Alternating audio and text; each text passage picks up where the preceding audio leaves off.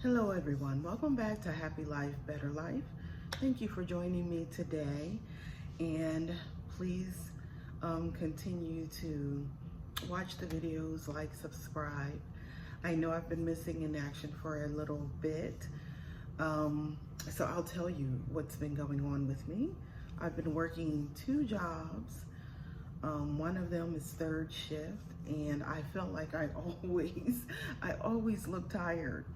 I just feel like I always look tired. So even today, I feel like I look horrible, but I just decided I'm gonna go ahead and video anyway. I'm actually off today. And what I started my day with was trying to look at what's been on the mind of people, especially those in their 40s and 50s.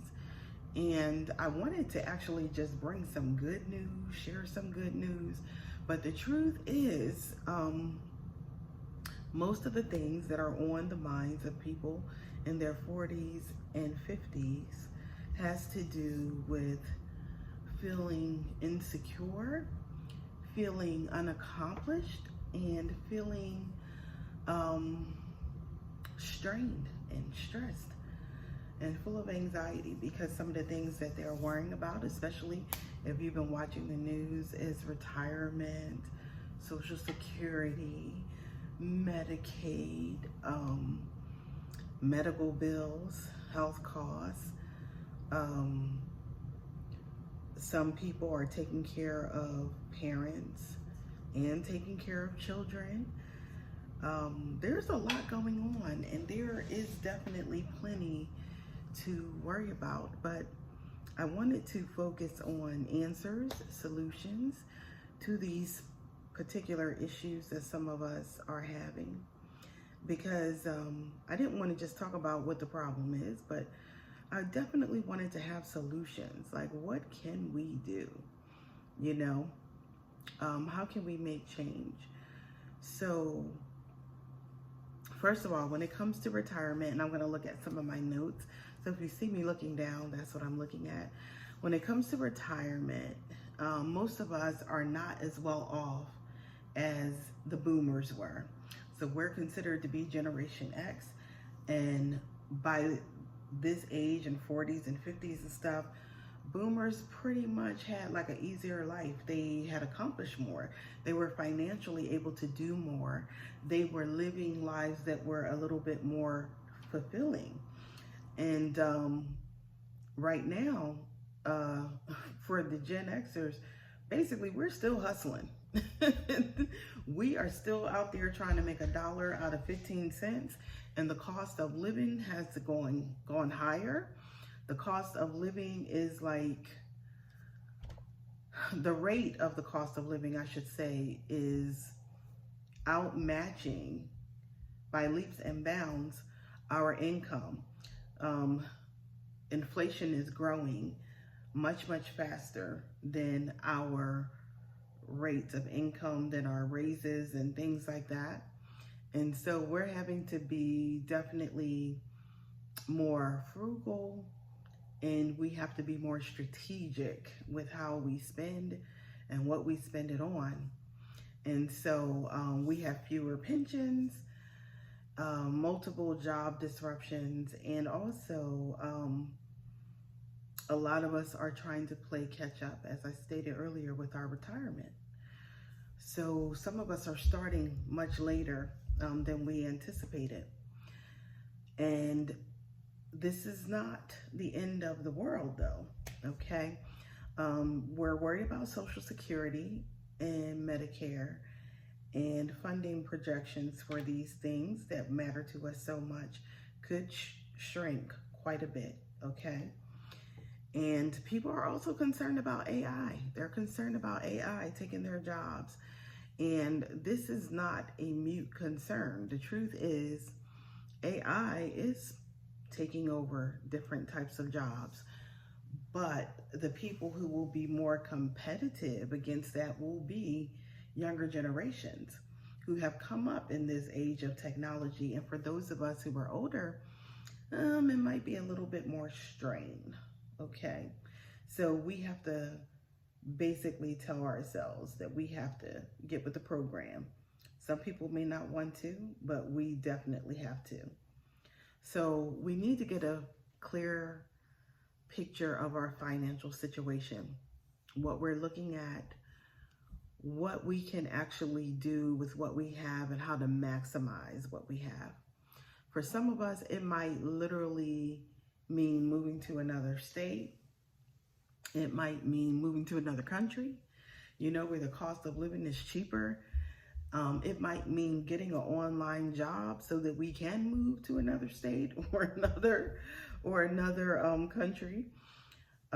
People are getting really creative, and a lot of our generation are starting to become expats for that very reason. Also, there are allowances with IRS and 401ks and things like that to kind of allow us to invest more in order to try to prepare for retirement and stuff like that. So those are some options that are out there, but you would definitely have to look into it. Side income streams, freelance work, consulting, tutoring, monetizing a hobby that we have that we can build on, doing YouTube videos. These are all things that people in our age group are doing to try to make more money, to try to create more streams of income, because the truth is you are not going to get rich and you will hardly be able to retire on just working a job, a 9-to-5. It's just not sufficient. It's not sufficient anymore. We will definitely have to pay off some debts. When it comes to healthcare, some of the healthcare that we have does come with some added benefits of like joining a gym and being able to, or even free access sometimes to gyms. Also getting healthcare that is preventive, like getting your free mammograms and things like that. I literally just did that this past week because it was something that, number one, you need to do it every year. And if you can have it done for free, then why not? We have to shop for our insurance a little bit more wisely. And we have to become more skilled in the workforce when it comes to computers and social media and AI. It may not be something we want to do, but it is something that we should do. Okay. A lot of people are experiencing depression, and I literally just did a paper I did some research on how people are looking into different alternatives to relieve stress, because they don't just want to be medicated, but they've been doing these sound baths at like pools and spas where everybody sort of gets on an air mattress or I don't know, maybe it's not an air mattress, maybe it's just a raft that they put in a blow-up raft that they put in the pool, and they're laying on it with blankets and eye shades and all kinds of things, and someone is literally making different sounds with the sound bowls, different vibrations to help heal your body. There is such a thing as cuddle parties, which I'm going to do a whole video about because I found that really interesting. Cuddle parties. There are actual professional cuddlers who will come to your home and just hug you and, basically give you sweet nothings, telling you you're going to make it, everything's going to be okay, because there are a lot of people who are lonely, a lot of people who don't have significant others, and the power of touch is something that people are starting to reach out for because it raises our dopamine levels, and it releases those good feeling hormones and things of that nature. Also, people don't know it, but hugging and kissing and stuff also helps to build your immune system, helps to lower your blood pressure, actually burn some calories. Stress, I recently came across a study that said that stress is as harmful to the body as smoking 15 cigarettes per day. 15 cigarettes per day. So, yes, people are looking at means of relieving some of this stress that they have in their lives. Seeking support groups, people who are in situations just like you, who may be taking care of children, taking care of parents, who may feel a little overwhelmed, people who need to have like a community and build community. People are doing these things because it helps. It helps with our satisfaction in our lives. But also we need to advocate. We need to advocate because, you know, we have people in charge who are changing these policies in ways that are not benefiting all of us, in ways that are harmful to many of us. And so we shouldn't just sit down and take it. We actually should start taking a stand and advocating for better policies, for better reforms and things of that nature. And I already talked about community support, but building a network.